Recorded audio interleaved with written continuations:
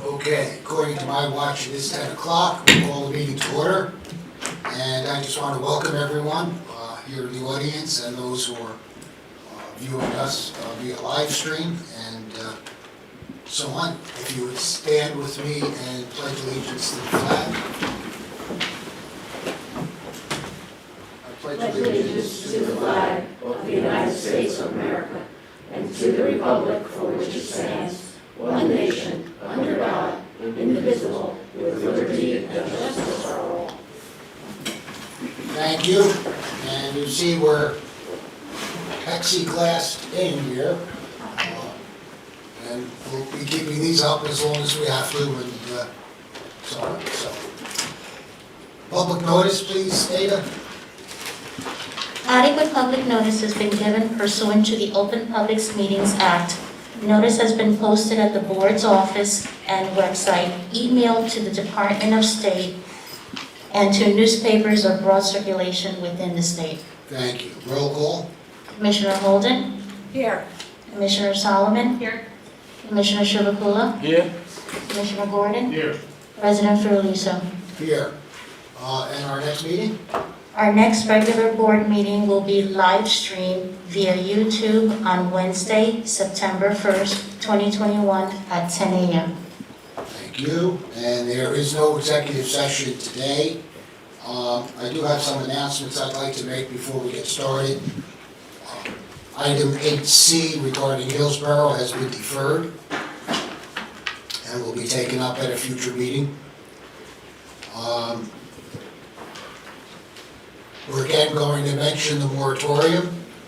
Anyone who has any arrearages that they're dealing with as far as their utilities are concerned, please reach out to your utility and set up a payment plan. If you need assistance, there is assistance available. And if that's the course of action that you need to take, please do so. The moratorium will expire on December 31st of this year. I know that seems like a long time away, but it's not a long time away. So I would advise very strongly anyone in the position where they are dealing with arrearages to please set up some plan of attack, so to speak. Either get the assistance that you need or work with your utility to try to set up some type of payment plan. I'm sure many of you have seen the United Nations Code Red for Humanity report on climate change. I'm not sure you can get much more dramatic than that.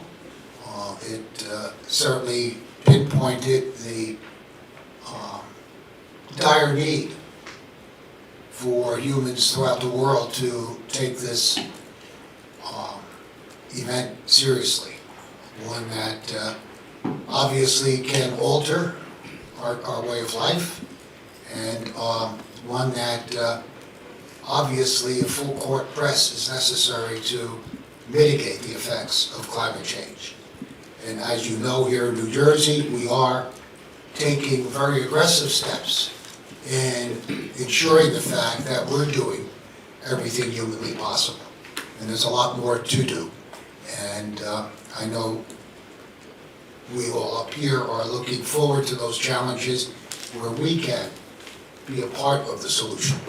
And but it takes everyone to be a part of that solution. So these are very dire times, and they're not talking by the end of the century, the United Nations. They're talking more about the end of this decade, which makes it even more concerning. I would like to also mention the fact that we do have a new communications director. As you know, Samantha Levine has relocated out of state, and we have hired someone who is no stranger to the board, someone who was communications director back in the early 2000s. And So I'd like to welcome her back. She is an Essex County person, which is very important. And, Tracy Mumford. Tracy, are you here? There you are. Good morning. Welcome, Tracy, and I know we all look forward to working with you. And we'll get you around to meet my colleagues that you haven't met already sometime today. Thank you very much. Good morning. I also want to acknowledge our summer interns who have been integral to furthering the mission of the board, specifically in the Chief of Staff's office. We have Anna Bray. Anna, are you here? How are you? I'm good, how are you? Having a good summer? Yes, very good. Good. I guess you had to say that, right? And Marco Rolla? Marco? You having a good summer? Yeah, it's good, it's good. That's an honest answer, I guess, yeah. In customer assistance, Enid Glah. Hi, everyone. Hi, welcome. How's your summer been? Can't complain, it's been good, better than last year, of course. Okay, good. Rahman, how are you? I'm good, thank you. And your summer's been good? Yes, it Good. is. Well, I'm an intern here, so good, I like it. excellent. I like it. It's too short. Maybe you want to stay then? Yeah, I do.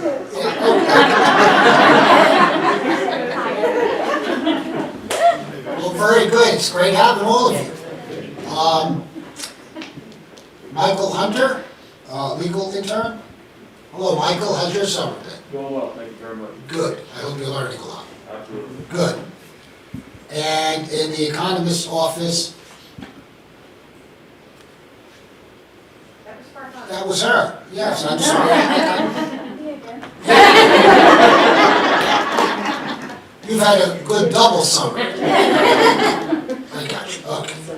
Well, welcome, and it's always great to have interns, and it not only do you learn, but we learn from you, and it's exposes you to something that maybe you never thought of getting into, but it's something that I think as the summer draws to a close that you think about public service, because there's no more honorable profession, in my opinion, than public service.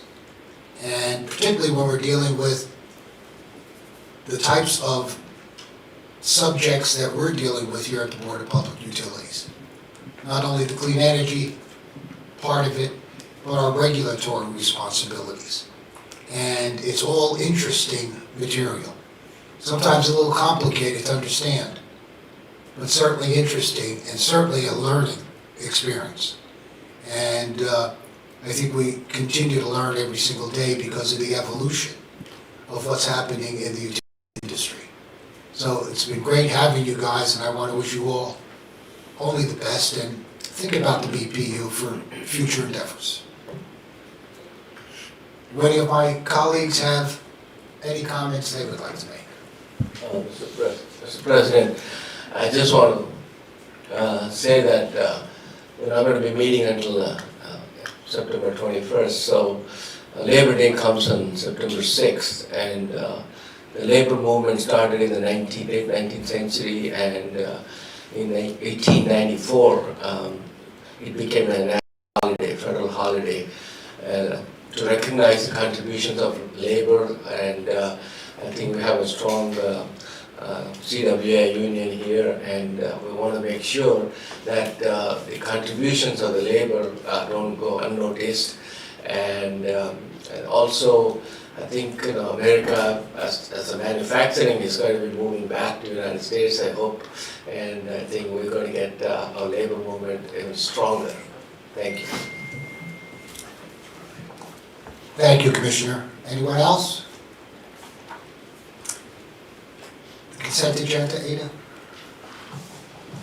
On the following consent agenda items, 1A, 2A, 3A, 3B, 4A, 4B, 5A, 5B, and 9A. So moved. Second. Roll call? Commissioner Holden? Yes. Commissioner Solomon? Yes. Commissioner Chivukula? Yes. Commissioner Gordon? Yes. President Fiordaliso? Yes. All right, we're going to go into our regular agenda, and first up is audits, and Maureen. Good morning. Good morning.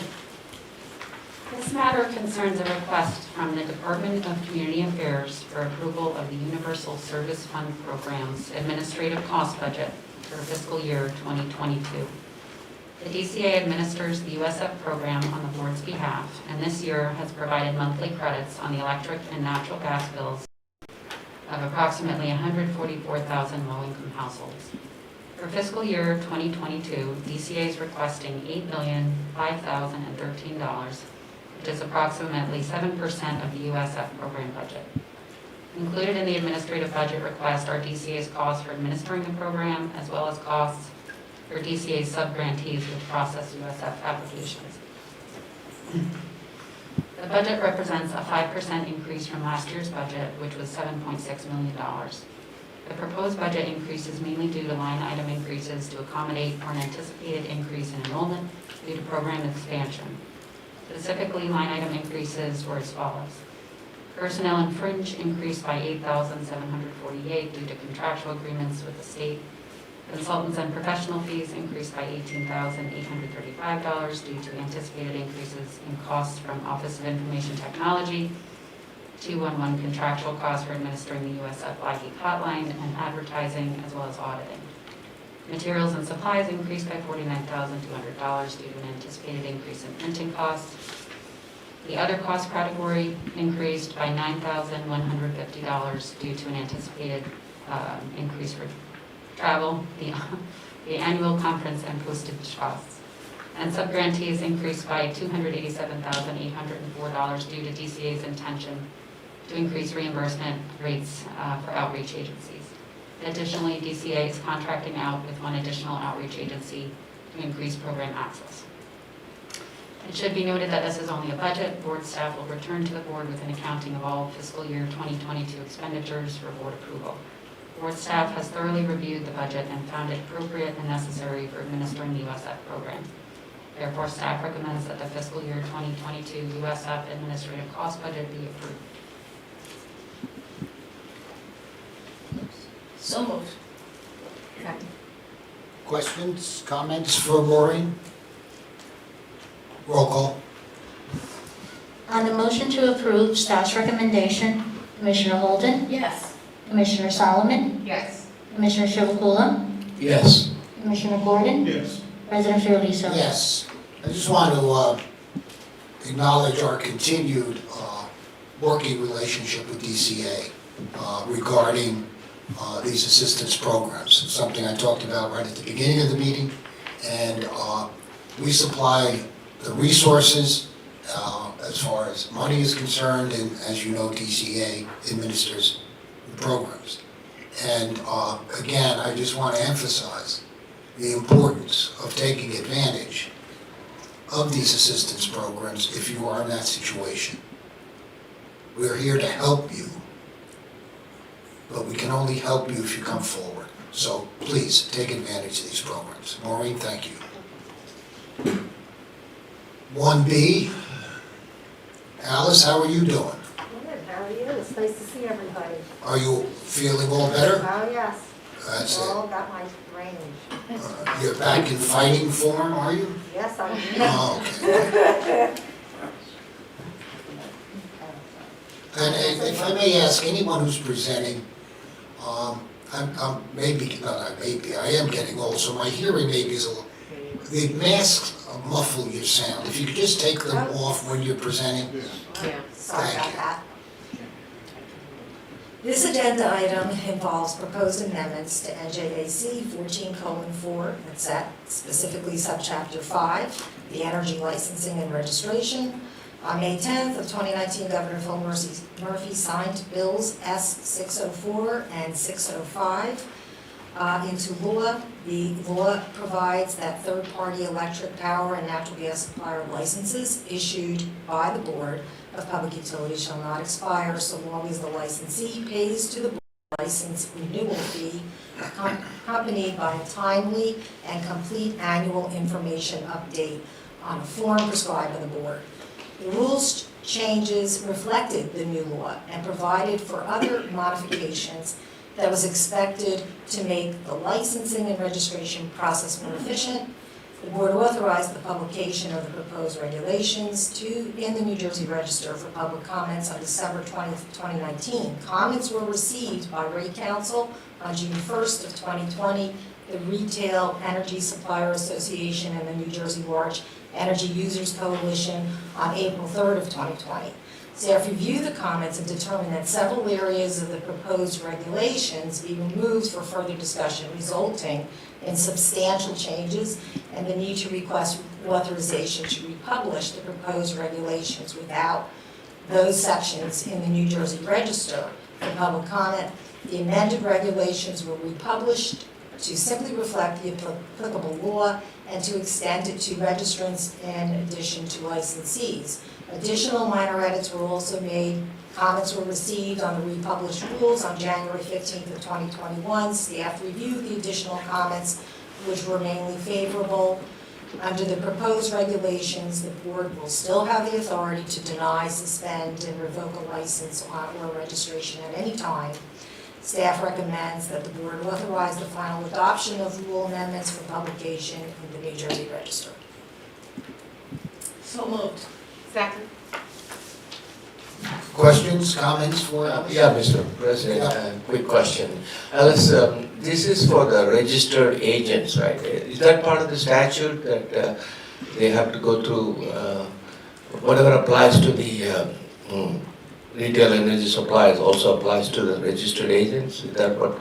We have been treating it that way in our rules. Our rules apply specifically to both, so for the licensees as well as the registrants. So they match each other. So that's why we're making sure that this, even though the law specifically stated that licensees, their licenses do not expire and that they just have to file for an annual update form rather than a renewal application. We're extending that as well to the registrants who are the energy agents, energy consultants, and private aggregators. Okay. So we treat them the same way.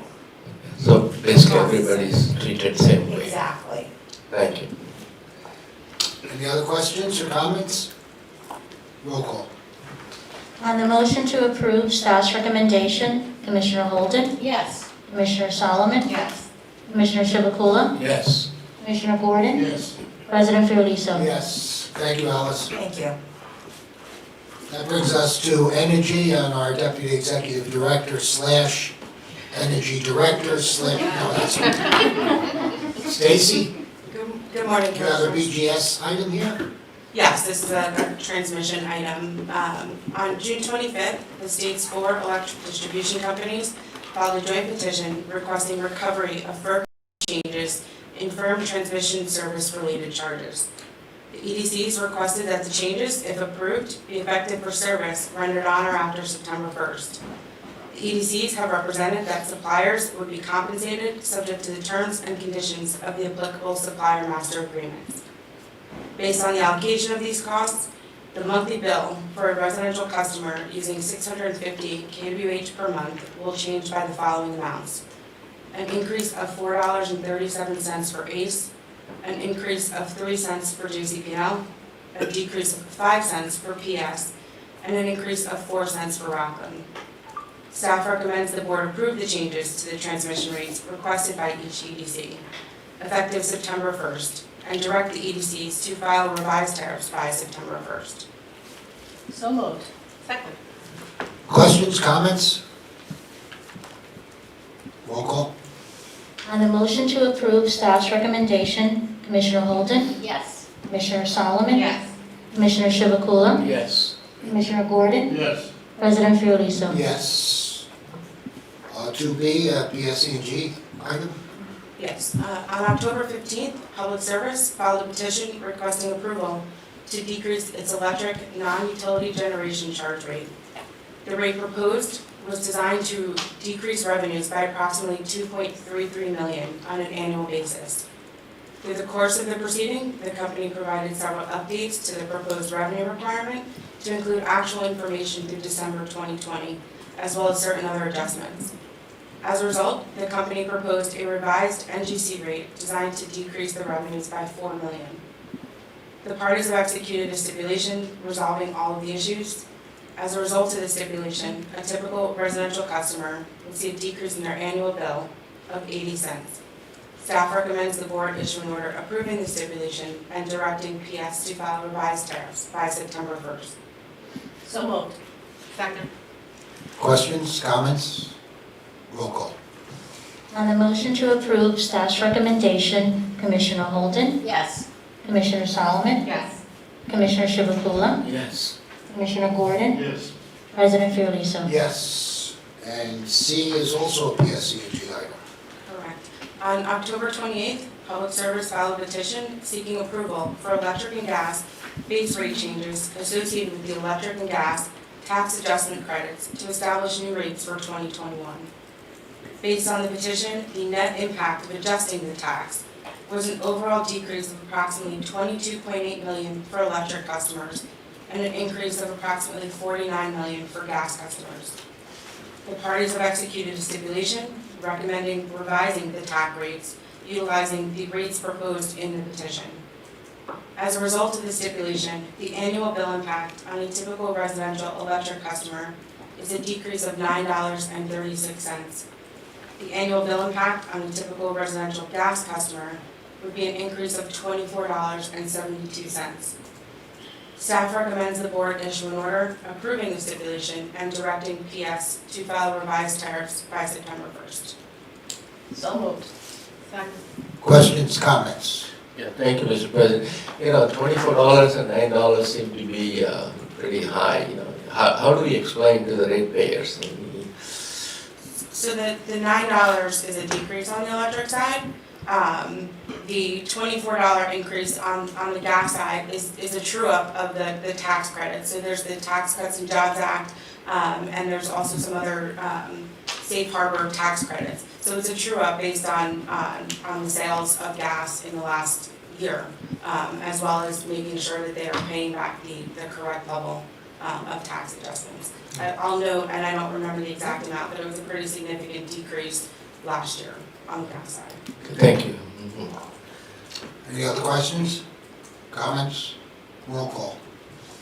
On the motion to approve staff's recommendation, Commissioner Holden, Yes. Commissioner Solomon, Yes. Commissioner Chivukula, Yes. Commissioner Gordon, Yes. President Fiordaliso. Yes. And item D, another PS item. Correct. November 30th, Public Service filed a petition seeking review and approval of certain changes to the company's electric and gas SPC. In the petition, PS requested approval of a revenue decrease related to electric and gas EE and RE program rates, and a revenue increase related to its electric social programs component. The company subsequently updated the revenue requirement to include updated information. The parties executed a stipulation. With respect to the social programs component, the parties recommend a modified rate that would offset the decrease in the electric EE and RE component. The remaining amount related to social programs would be deferred for recovery in a future SPC filing, subject to further discussions in the ongoing COVID-19 proceeding. As a result of the stipulation, a typical residential electric customer will see no change to their bill. A typical residential gas customer will experience a decrease in their annual bill of $5.80. Staff recommends the board issue an order approving the stipulation and directing Public Service to file revised tariffs by September 1st. So moved. Second. Questions, comments? Roll call. On the motion to approve staff's recommendation, Commissioner Holden, Yes. Commissioner Solomon, Yes. Commissioner Chivukula, Yes. Commissioner Gordon, Yes. President Fiordaliso. Yes. And then finally, Stacy, South Jersey Gas. Yes. On January 15th, South Jersey Gas filed a petition seeking approval of a standard gas service agreement, rate schedule FES, and a standard gas service agreement addendum between South Jersey Gas and Calpine Energy Services. The company also sought a protective order and exemption from public disclosure of confidential information regarding service volume amounts, billing determinants, and rates in the agreement and addendum. Calpine operates equipment for the generation of electricity in Carl's Corner, Mickleton, Millville, and Vineland, New Jersey. Rate Counsel has submitted comments stating that based upon its review, it has no objection to the board's approval of the replacement agreement and addendum. Staff recommends the board issue an order approving the agreement and addendum. Staff also recommends that the issue of confidential treatment of certain information that is claimed to be commercially sensitive be decided by the board's custodian of records pursuant to the board's rules. Until a decision is rendered, such information should be treated as confidential. So moved. Second, Questions, comments? just one comment. Sure. Yeah, with regards to the confidentiality issues, these are going to be coming more and more important as we move forward, especially with AMI and electrification, and it's something that this really needs to continue to review as these issues come up. So I'm glad that the Secretary's Office is going to be taking this under advisement, and these issues are just going to be coming more and more to the fore. So thanks. Any other questions, comments? Roll call, please, Hannah. On the motion to approve staff's recommendation, Commissioner Holden, Yes. Commissioner Solomon, Yes. Commissioner Chivukula, Yes. Commissioner Gordon, Yes. President Fiordaliso. Yes. Thank you, Stacy. Thank you. And that brings us to cable TV. Luanda.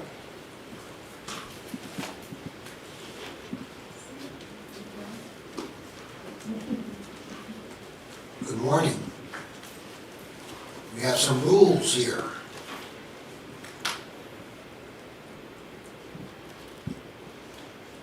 Good morning, Mr. President. Good morning, Commissioners.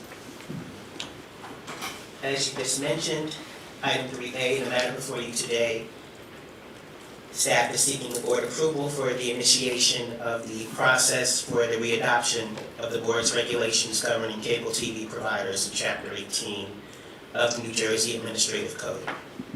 Staff's proposal for readoption of the rules includes substantial changes aimed at addressing certain changes in the industry and technology, as well as certain customer concerns that have arisen over the past 7 years since the last review of the rules was conducted in 2014. Staff held 2 stakeholder meetings to solicit input from the industry and the public on the draft proposal. Participants at the stakeholder meetings included all of the cable TV operators within the state, as well as the Division of Rate Counsel. Parties also filed 2 rounds of extensive written comments on the staff draft proposal, with included commentary on the proposal as well as recommended edits to existing rules. Many of the edits to the rules proposed by staff are aimed at addressing concerns raised by customers regarding their interactions with the cable providers, and are aimed at strengthening and supplementing various customer service provisions. Some of those recommended changes include adding a specified time frame for completion of certain repairs affecting service, with board notification upon completion, and filing of annual maintenance plans. Clarifying that the company may not restrict a customer's access to a live representative based upon the status of their accounts. Requiring the company bear the burden of proof in the event of a customer dispute filed with the board regarding the assessment of a missed appointment fee. Requiring that local offices be maintained within the franchise territory of the system or the county at a minimum. Requiring the provision of PEG access channels at the same quality as commercial channels. Strengthening the processing of violations, allowing final penalty assessment if the company fails to respond, and a new section establishing cable service quality standards, addressing the handling of customer service calls, installations, appointments, the resolution of service calls, and attendant reporting requirements. Other recommended changes attempted to also modernize filing procedures by implementing electronic notice in lieu of paper filings or telephone contacts, and also removing some notice requirements regarding rate changes. Staff reviewed the extensive comments and made several changes to the initial draft, attempting where feasible to implement several of proposed changes recommended by the industry. While staff recognizes that the industry comments sought removal of many more of the board's rules, staff believes the proposed readoption draft addresses to the extent possible the need for revisions to requirements while still maintaining the board's duty to ensure the provision of safe, adequate, and proper service, and while providing that the regulations are applied to all cable operators equitably. The draft proposal will be sent to the OAL for publication upon your approval in the New Jersey Register, which will set forth dates for a public hearing as well as a written comment period where parties will once again be able to voice their concerns on the draft prior to it being brought to the board again for final approval. Staff therefore recommends approval of the draft proposal at this time. So moved. Second.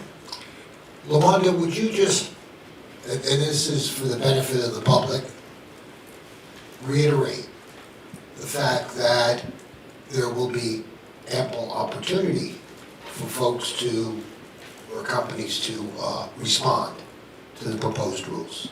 Certainly.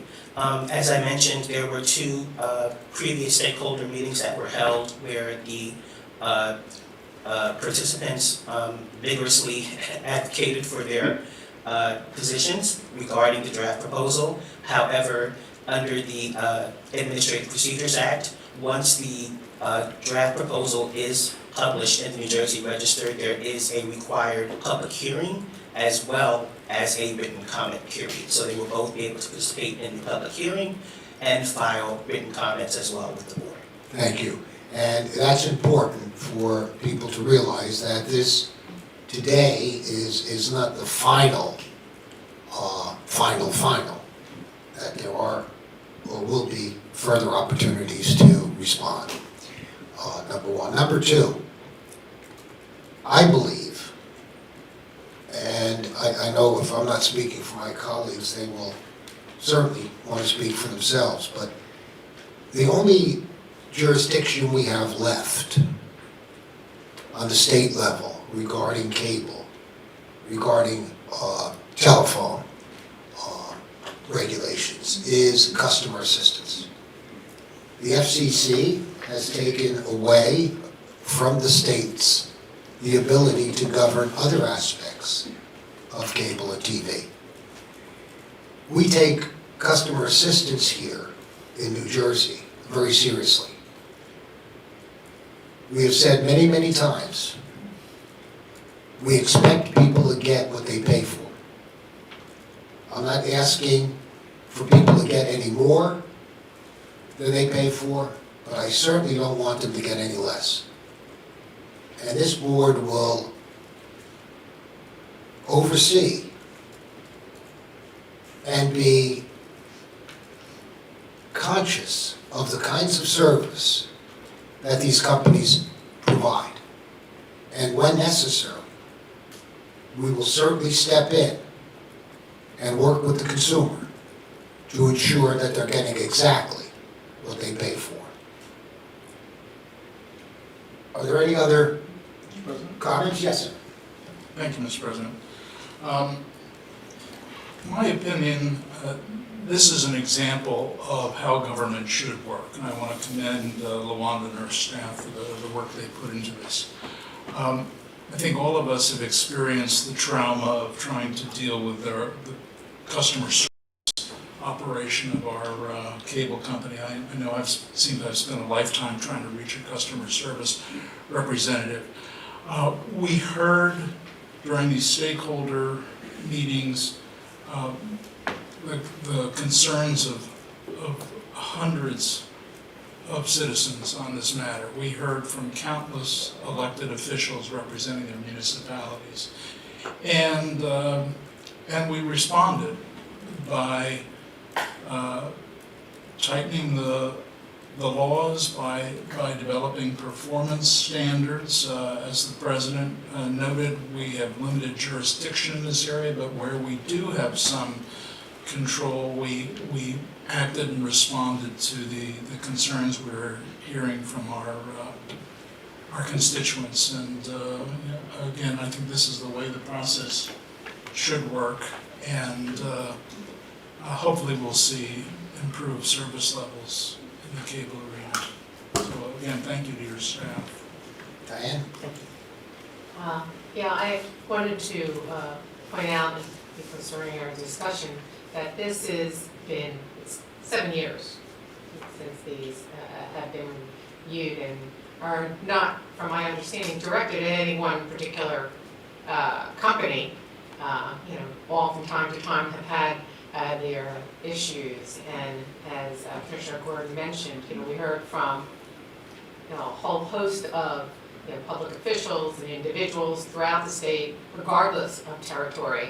So, while there's been a suggestion that this is only directed at one particular provider, it should be noted that your division has received numerous complaints, calls that have been the genesis of the changes in the rules, correct?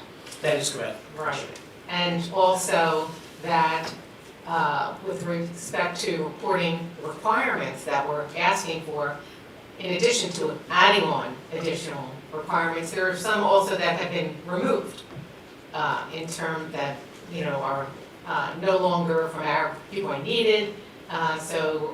While in some areas we may be requesting additional information, there's other information that the companies are no longer being asked to provide. So it's sort of a balance, I think, is what we're looking for here in terms of what is certainly what's being received by your division that has to be reviewed and what the companies are being asked to provide. So to that extent, I thought that was important to point out that not only are we adding, but we're also removing to some extent some requirements as well.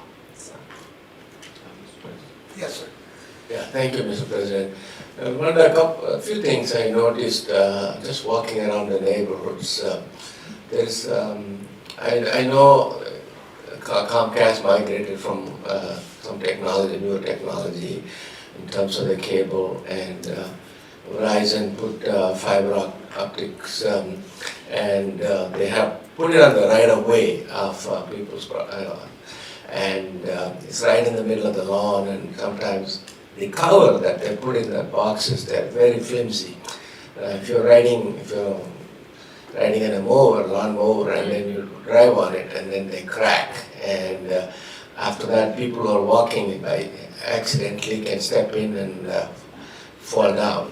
I don't know whether we have jurisdiction over that, because we want to make sure any company, doesn't matter which company, cable company, they have to keep the public safety in mind. And I know they want to save money, they want to put thin plastic or cheap plastic or whatever you want to call it.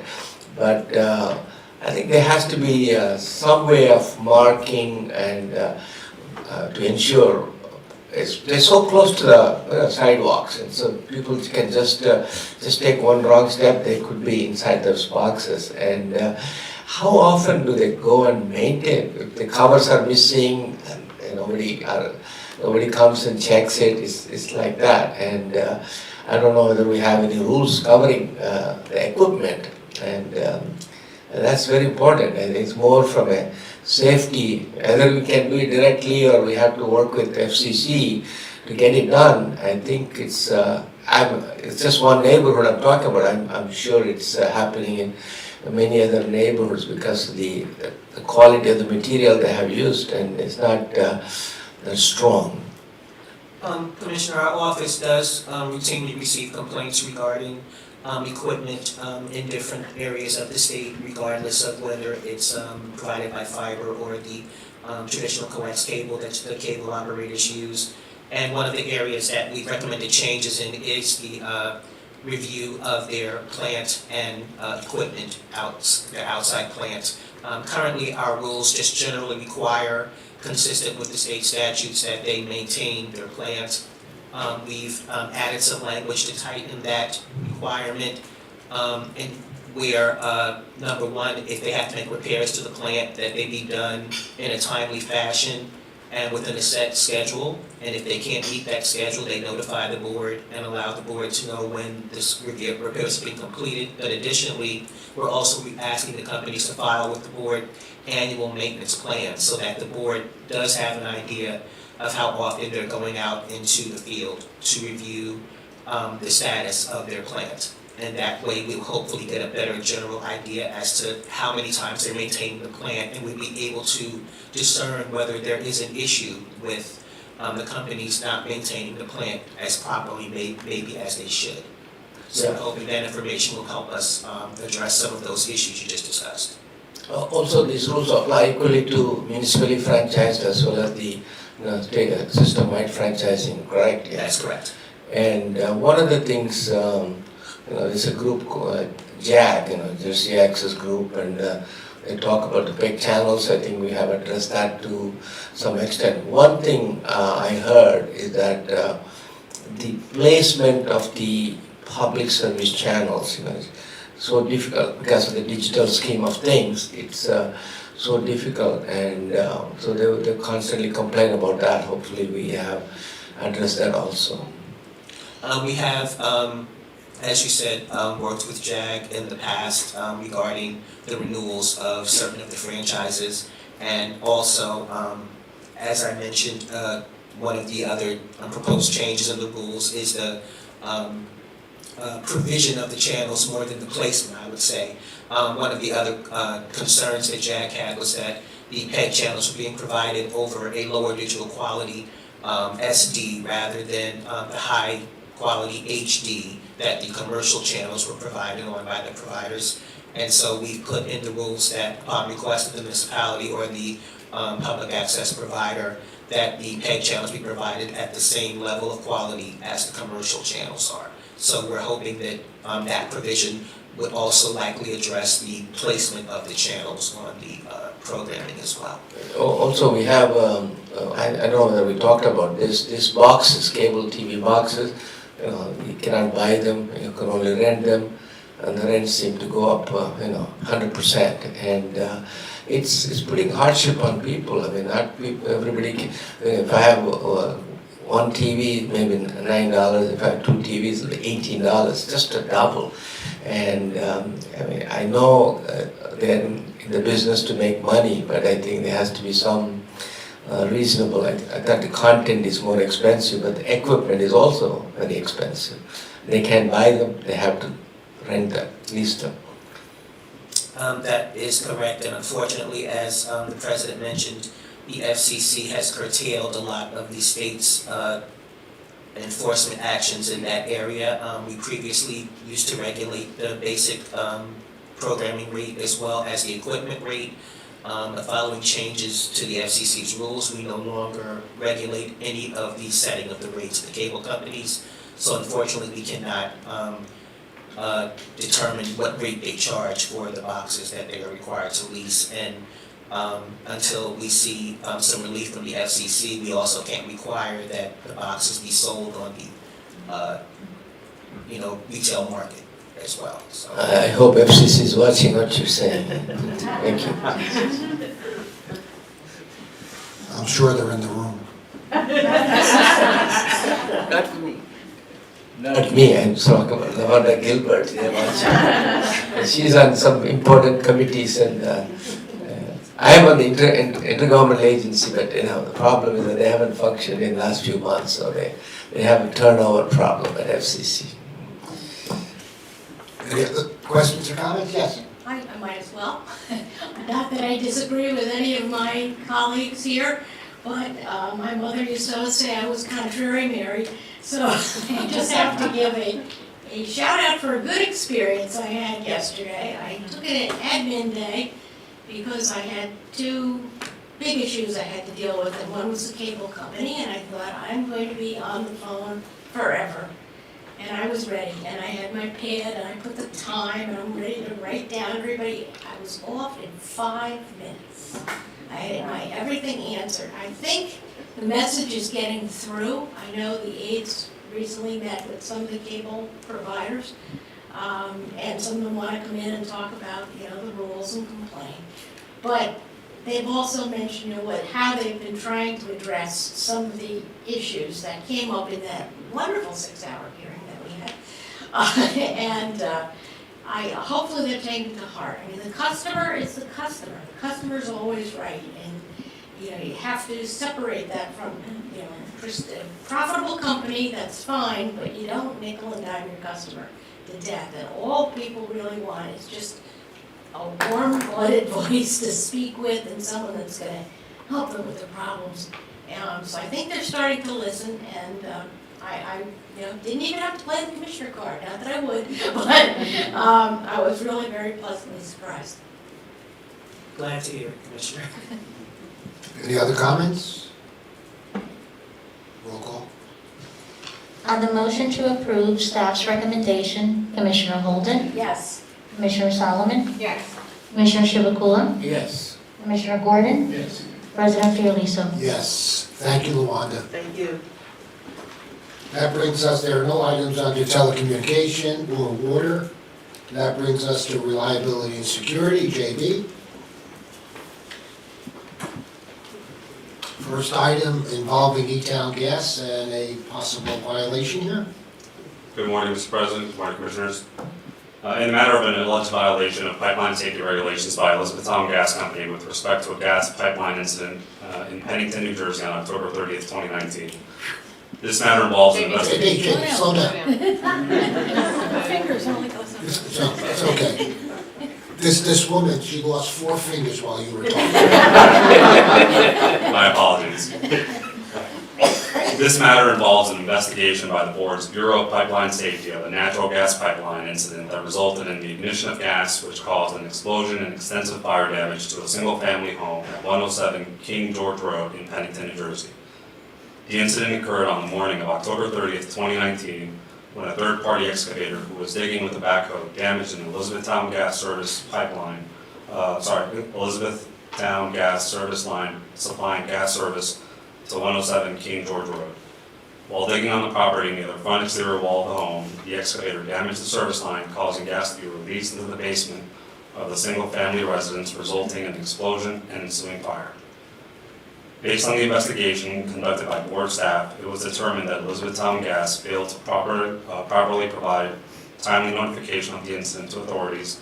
Specifically, the company failed to notify the National Response Center within 1 hour, which is a federal code requirement. Elizabethtown Gas also failed to take certain post-incident precautionary measures as required by the company's emergency plan. Specifically, company personnel at the scene failed to preserve evidence as required by the company's emergency plan. As a result, the service line was further damaged by mechanized equipment. Failure of the company to properly follow its emergency plan procedures is also a violation of federal requirements.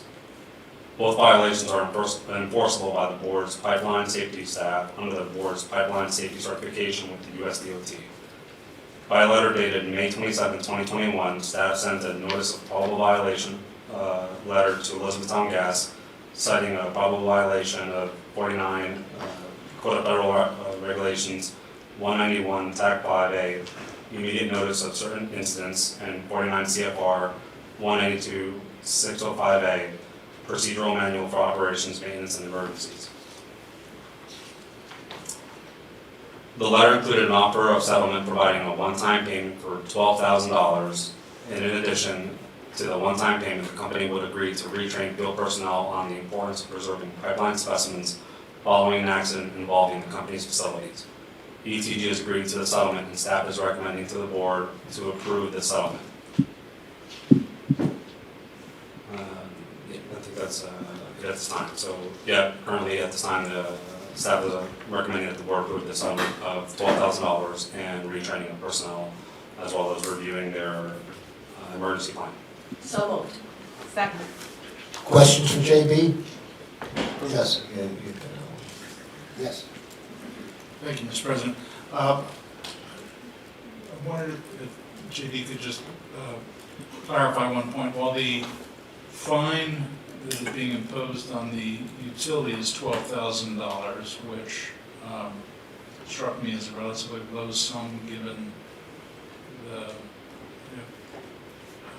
potential impact of such an event. Is it not true that the excavator also had to pay a fine of a much larger amount? Is that correct? Correct. There are 2 separate violations that were issued, one to the excavator as well as a separate one-call violation that is currently being developed that will be submitted to the board for review at a later agenda date. So. Okay, thank you. Yes. Thank you, Mr. President.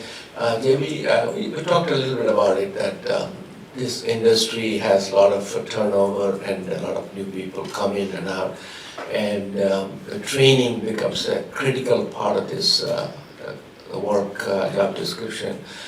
One of the ideas I had, at that time I didn't have it, creating some kind of a dashboard, digital dashboard of who comes in, whether they have the adequate training or not. The company displays it and shares with the board in some manner, so something to think about.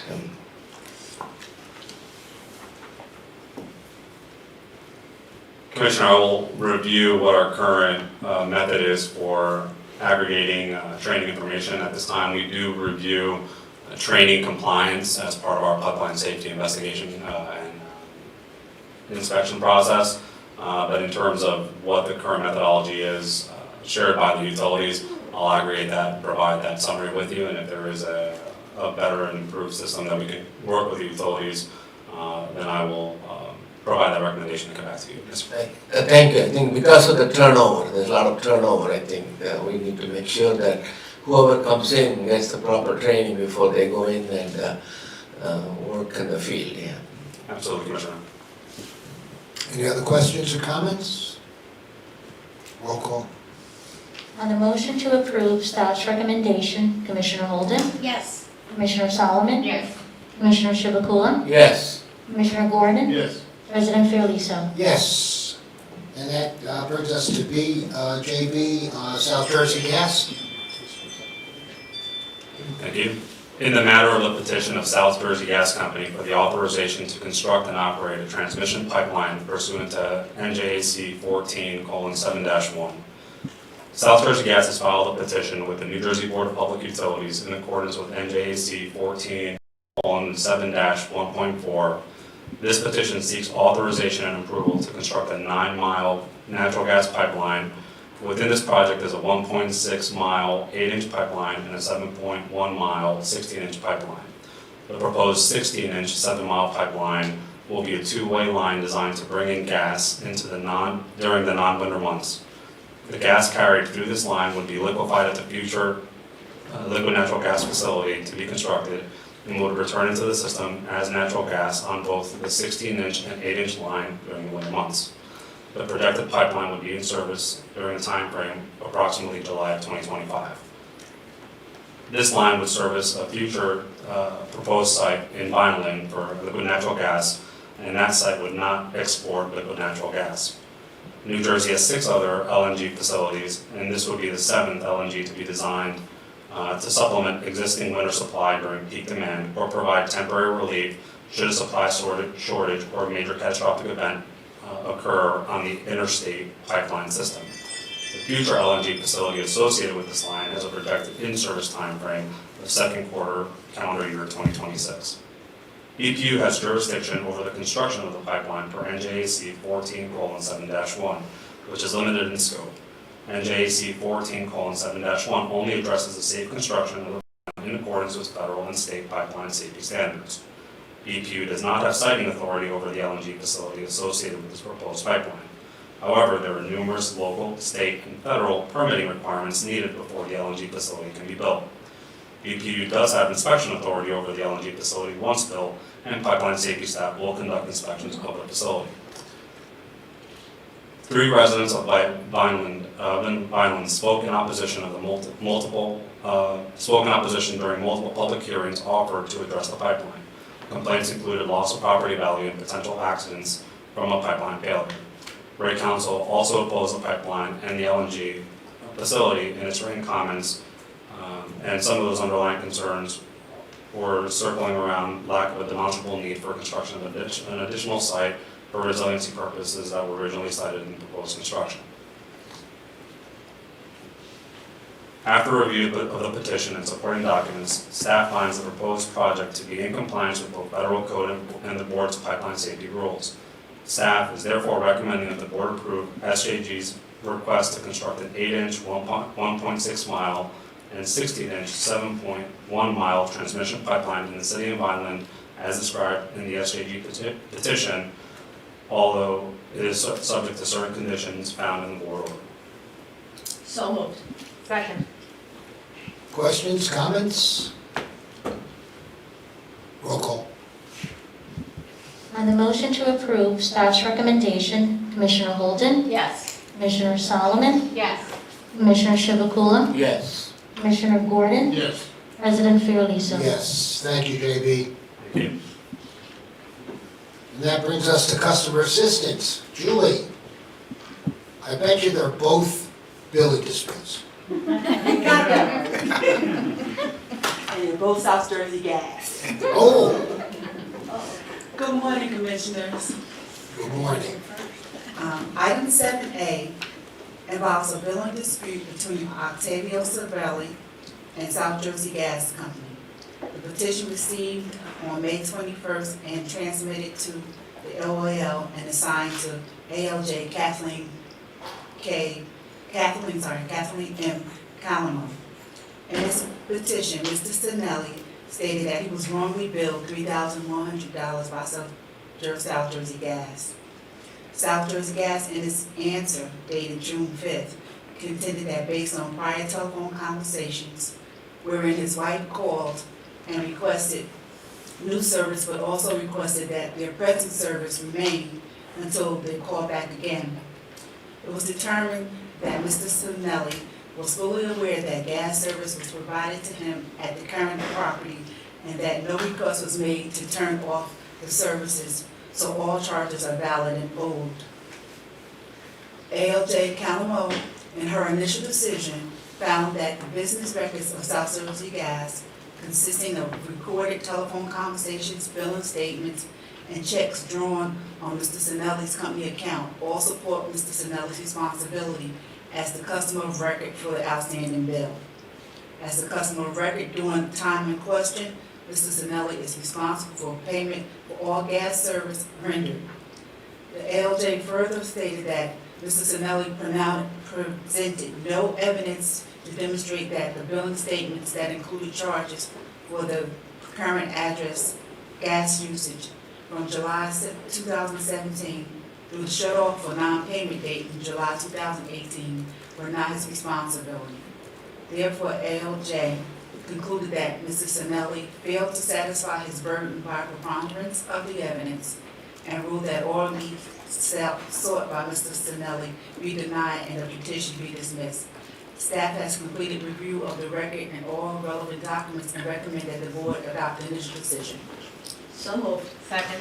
Questions, comments? Roll call. On the motion to approve staff's recommendation, Commissioner Holden, Yes. Commissioner Solomon, Yes. Commissioner Chivukula, Yes. Commissioner Gordon, Yes. President Fiordaliso. Yes. And another South Jersey building. Yes, Yeah. item 7B. What's going on down I there? don't know. Yeah. This matter involves a billing dispute between Dawn McCrillo and South Jersey Gas. The petition was filed on Looking at the August bill. 24, That's what happened. 2018, and transmitted to the OAL and assigned to ALJ John S. Kennedy.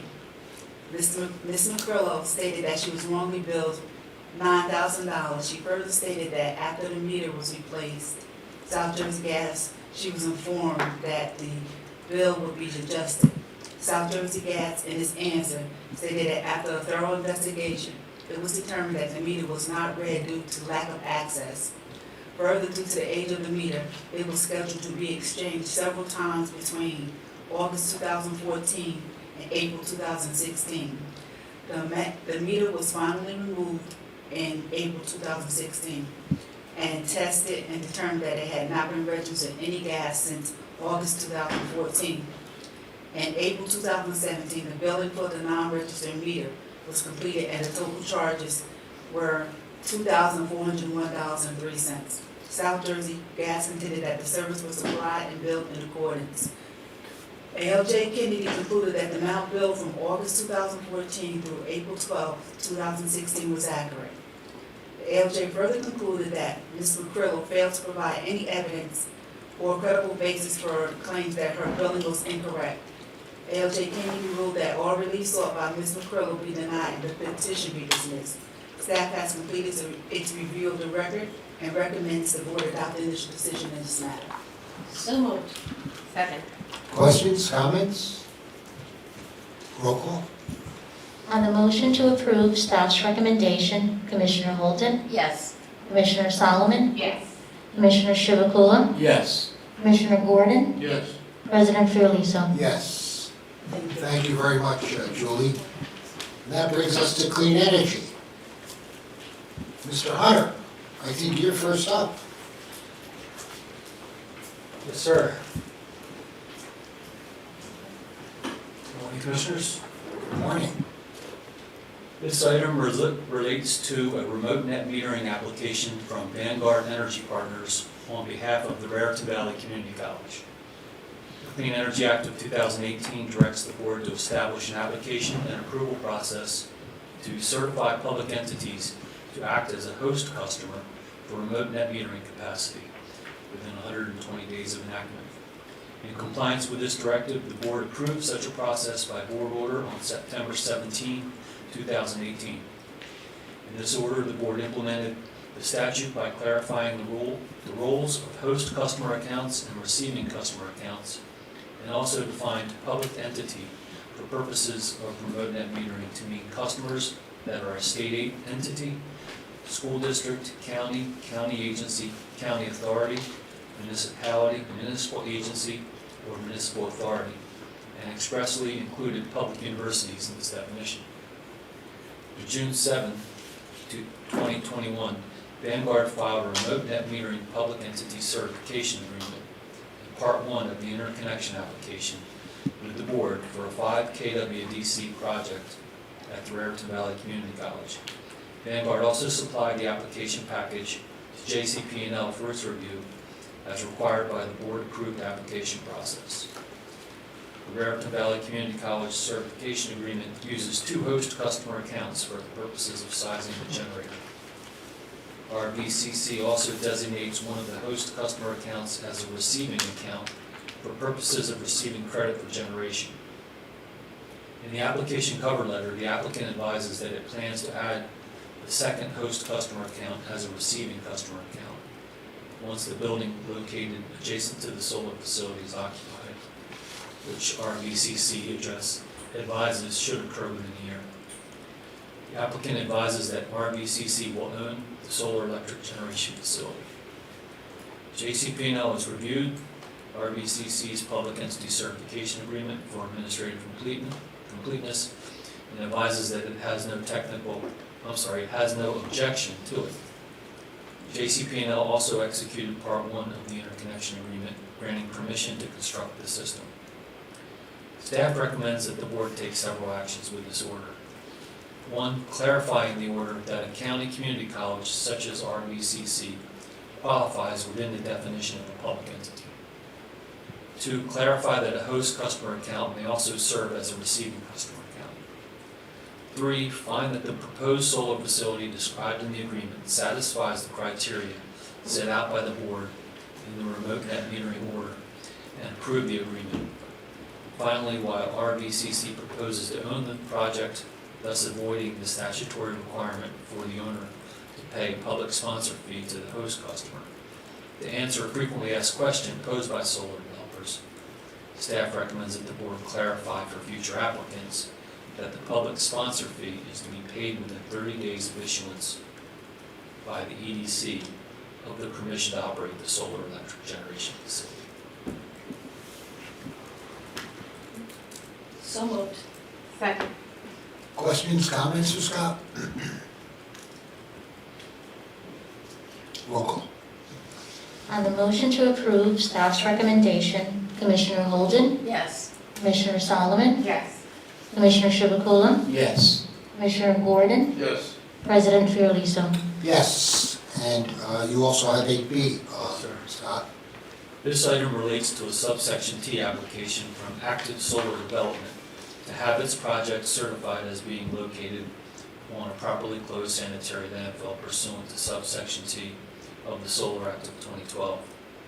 The applicant's 4.32 megawatt DC project is proposed to be located on a 9.4 acre property owned by I-78 Logistics Park in Phillipsburg Township in Warren County, New Jersey. Staff reviewed the application for administrative completeness and supplied a copy to the NJDEP for their review. We subsequently received an advisory memo on the application where the NJDEP determined that the proposed site is a properly closed sanitary landfill as defined by the Solar Act. The DEP also advised that the solar project will be installed on property that requires remediation and provides specific recommendations to that end. Based on the review of the application and the advisory memo provided by the DEP, staff recommends that the board grant conditional certification of the Phillipsburg 1 solar project as proposed for the Ingersoll Rand Old Landfill, a property defined as a properly closed sanitary landfill consistent with the Solar Act of 2012. The conditions for certification provided by the DEP be fully documented as satisfied by the applicant prior to staff's issuance of full certification, and the applicant be directed to file its TREC registration package within 14 days of the date of the order. So moved. Second. Questions, comments? Just for the public knowledge, Scott, somebody wrote Ben Hunter down here, and I didn't know who that was.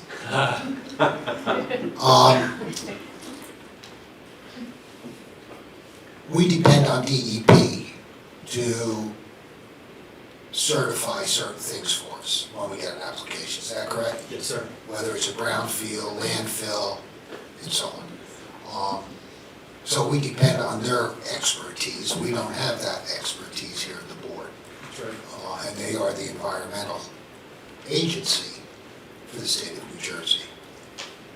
I just want to put that on record and make it clear so everyone understands that there are separated responsibilities here, as is true in many cases. We talked about DCA before as an example, where we work with them closely. So there's a lot of interagency cooperation that's necessary to ensure the fact that the state government runs as efficiently as possible. Any questions or comments? Roll call. On the motion to approve staff's recommendation, Commissioner Holden, Yes. Commissioner Solomon, Yes. Commissioner Chivukula, Yes. Commissioner Gordon, Yes. President Fiordaliso. Yes. And as I said at the beginning of the meeting, 8C has been deferred and will be taken up at a later time. Thank you, Scott. That brings us to 8D. Kathleen, I think you're up. Must have something to do with EVs. I must. Yeah? You're gonna keep us in suspense, huh? Not for long. Okay. Good morning. Good morning. I'm on now, right? No. Green is Now, on. green is on. My other mic is red is on. It's very Is that right? confusing. That's good house. It's a Chinese one. In 2020, Governor Murphy set a goal of having 330,000 electric vehicles on New Jersey's roads by 2025. These objectives were endorsed and amplified by the publication of the 2019 Energy Master Plan, which noted that the transportation sector made up over 40% of all emissions in the state. Included in the state's objectives were goals to electrify 25% of the state fleet by 2025 and to have at least 1,000 publicly accessible level 2 chargers in the state. At the beginning of 2020, with support from the U.S. Department of Energy, NJBPU launched a pilot program offering incentives to state and local government who purchased EVs and EV chargers to help achieve these state goals. As part of the FY22 budget, the board approved $7 million to expand the program, which serves local, county, and state government. If approved by the board today, the program expansion would allow for an increase in the number of incentives for certain entities in order to more effectively utilize the funds and to move both state and local fleets closer towards the state vehicle electrification goals. Program requirements would include increasing the limit for local governments, local entities, and local schools serving a population of over 20,000 to 5 vehicles. Increasing the limit for local governments, local entities, and local schools serving the population of over 50,000 to 7 vehicles. Increasing the limit of vehicles for state government, state agencies, boards, commissions, state universities, and counties, as well as local government serving over a population of over 100,000 to 10 vehicles. Increasing the limits for local government, local entities, and local schools serving a population of over 20,000 to 2 level 2 charging stations, and increasing the limit for state government, state agencies, boards, commissions, state universities, and counties, and local government serving a population of over 50,000 to 4 level 2 charging stations. Staff recommends approval of the program details and the launch of the FY22 Clean Fleet program. So moved. Questions, comments? Question. Yes. And the 7 million is coming from, It was approved by the board as part of the clean energy budget. so part from the SBC? Yes. Any other questions or comments? Roll call. Question. I'm sorry, go on. Just occurred to me. Do we have any idea at this point what amount of federal aid we might be getting for this program? I realize it's pretty early in the process. I just wondered whether you had heard anything. So the House has passed the federal infrastructure bill, but the Senate has not. And so there are a variety of programs that might impact these and other programs in the state, but we don't have any final details yet. Okay. So I thought. Any other comments or questions? Roll call. On the motion to approve staff's recommendation, Commissioner Holden, Yes. Commissioner Solomon, Yes. Commissioner Chivukula, Yes. Commissioner Gordon, Yes. President Fiordaliso. Yes. And this is, I'm really pleased that we passed this, because it, I think one of the obligations of government is to set an example and set a direction. And I believe this is the right direction and the right example to set as far as EVs are concerned. And how we as a state seriously take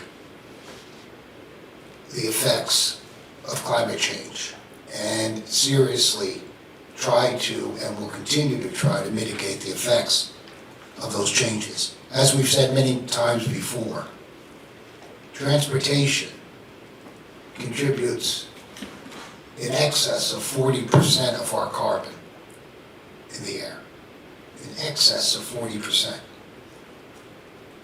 That's a lot of carbon, and that's certainly an area that we have to attack to reduce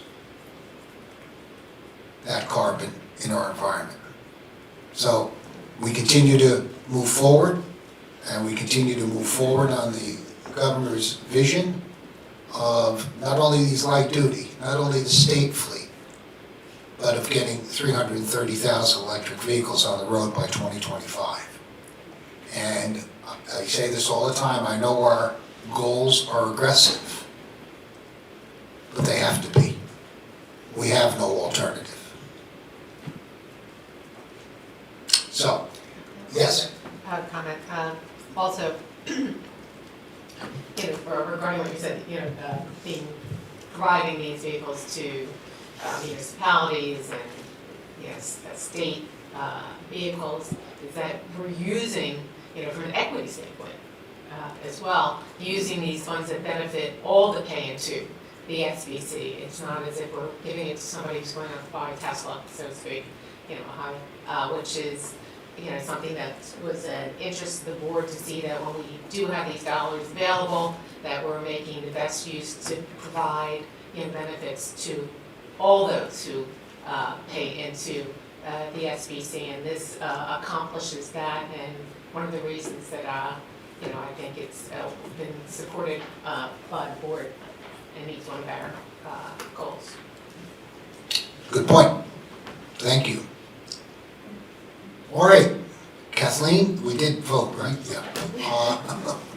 I have a good memory, it's just short. Kathleen, thank you very much, and you're doing one heck of a job as far as the electric vehicles are concerned, and the entire Clean Energy Division, as they come together to move us to a cleaner, brighter future. By the way, we have new ads out. The marketing firm that has been hired. There are some new billboards up. Cable TV, radio spots. I heard one this morning coming down to Trenton, and so on. So please look for Chloe. She is leading us to a brighter future. Any other comments? With that, I'll accept a motion to adjourn. So moved. Second. All those in favor? Aye. We're adjourned. Thank you very much.